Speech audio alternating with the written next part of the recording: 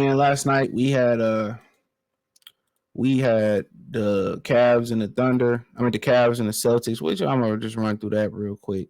And then the Thunder beat the Mavs. I think I had the Celtics in the gentleman's sweep. I'm being generous there.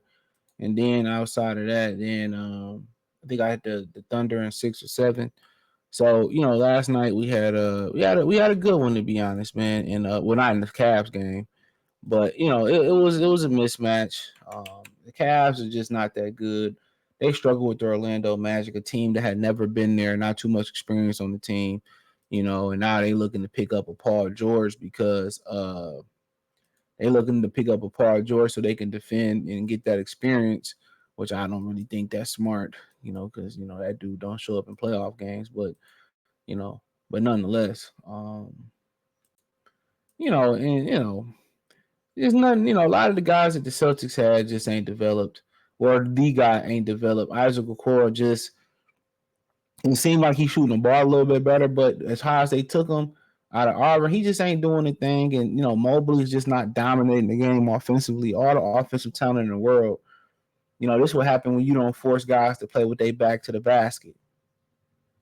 You know what I'm saying? This would happen with guys when you don't force them to play with their back to the basket.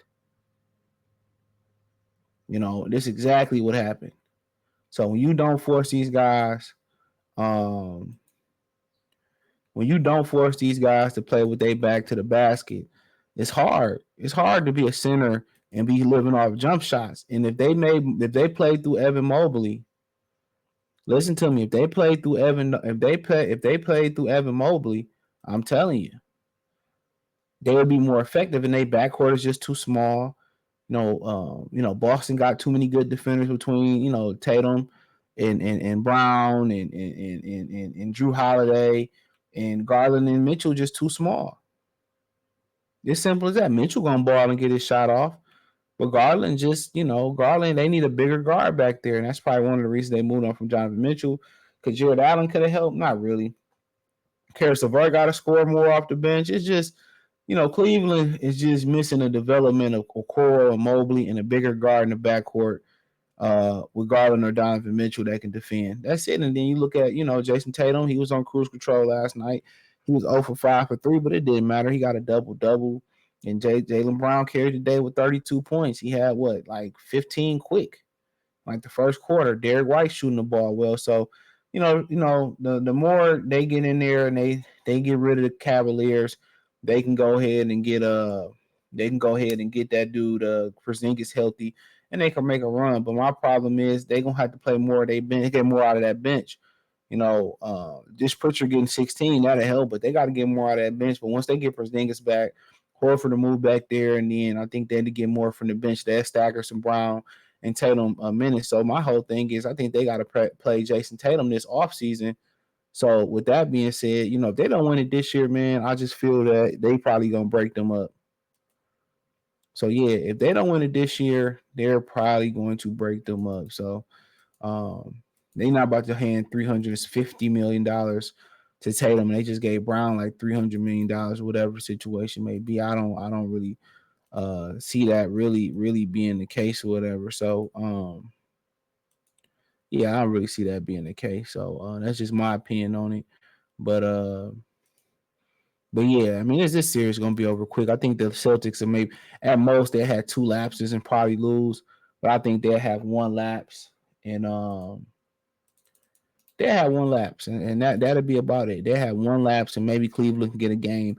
Cleveland just not built. The backcourt too small, and then Evan Mobley and Isaac Okoro just simply ain't developed into what they needed to develop in. So that's as simple as that. This is gonna be quick and painless, because they really had no aspirations to win this series to begin with. Let's be real. But this is the series I think a lot of people is looking forward to out of all of them. I think the Pacers and the Knicks and the other 3, the Wolves and the Nuggets, and this one. And the one thing I say about Kyrie Irving, they say he the most skilled player. He just so inconsistent, bro. As far as his scoring, he's a very, very, very, very, very streaky performer. Kyrie is a very streaky performer. And that's my problem with him. Like, he's very streaky. One night he'll show up, next night he won't. He'll show up for 10 nights. Like he not consistent enough. He not consistent enough. Uh he's not consistent enough for me. You know, and he been pretty consistent here and there, but he too streaky is what I'm trying to say. He too streaky. He too streaky. So that's my problem with him. He's just too streaky, man. But Luka's kind of the same way. If they ain't hitting shots, man, and they hit a lot of tough shots. But when you take a lot of tough shots, then it's gonna come naturally. You're gonna miss them in the 7-game series where they can really hone in on you when you're playing every other day, especially when you're playing home and home. Then every 2 days when you go to the road in the beginning, it's gonna be tough, man. And right now, I think they got a great supporting cast around them. But if Luka and Kyrie don't both go off, or one don't go off, and then the other one hit timely shots, look at the bench. And OKC won 117-95 because Jalen Williams took off in the fourth quarter. I think he had 10 of his 18 in the fourth quarter. So really, Josh Green is starting to come into his own, and that's really going to help them out. But not too much from the bench. Look at OKC. Chad Holmgren gave you 19. It's a good matchup for him. He ain't got to deal with big ass Valanciunas. Jalen Williams gave you 18. 10 of them, I think, came in the fourth quarter. After not scoring, I think, in the first half. Shea Gillisley did what he did. He gave you 29. Josh Giddey didn't give you a damn thing. Lou Dort, he shot the ball good for Lou Dort. But you just out there to make it tough on Luka or Kyrie. Then you got solid production from your bench. 16 from Wiggins. You got 6 from this dude named Joe. You got 11 from Jay Williams off the bench. So yeah, 7 from C. Wallace. So you getting production. Shot the ball at 40 or just under 45%. Shot it at almost 40% from 3. You know what I'm saying? So this is gonna be a tough matchup for them because one thing about Dallas, their supporting cast is pretty solid. They're gonna defend, rebound, hit some shots when they need to hit it, but it's all still hinging on Luka Doncic and Kyrie, and also what Tim Hardaway Jr. can give you off the bench. He can't give you 2 points. Y'all be successful. Luka Doncic seemed to be in better shape, but Kyrie, it's the countdown to he get injured. He have a streaky night. So really, what OKC just got to do is continue to defend.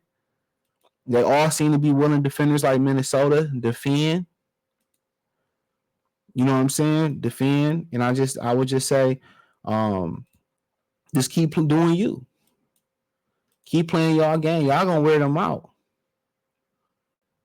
They gonna wear them out. I'm telling y'all.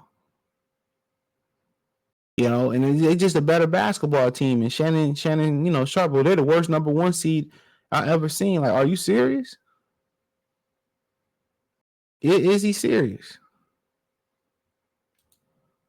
That's the crazy thing about it. Are you serious? So, but yeah, man, that is what it is, man. Let me know what you girls and guys think.